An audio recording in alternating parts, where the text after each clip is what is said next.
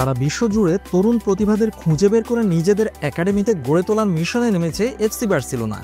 এই কৌশলের অধীনেই তারা এই গ্রীষ্মে এফসি কোপেনহেগেন থেকে তরুণ তুর্কি রুনি বার্জিকে দলে ভিড়িয়েছে এবং খুব শীঘ্রই তাকে মূল দলের জন্য নিবন্ধন করা হবে বলে আশা করা হচ্ছে।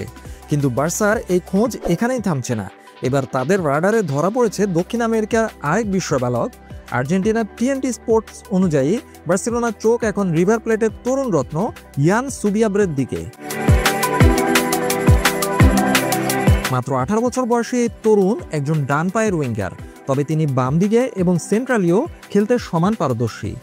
ইয়ান সুবিয়াব্রে রিভার প্লেটের রিজার্ভ দলের হয়ে 30টি ম্যাচ খেলে 7টি গোল করেছেন এবং সিনিয়র দলের হয়ে 18টি ম্যাচে মাঠে নেমে 1টি গোল করেছেন। তার অসাধারণ প্রতিভা ছাড়াও বার্সেলোনার আগ্রহের আরেকটি কারণ হতে পারে তার চুক্তি, যা 2026 সালের 31 ডিসেম্বর শেষ হবে।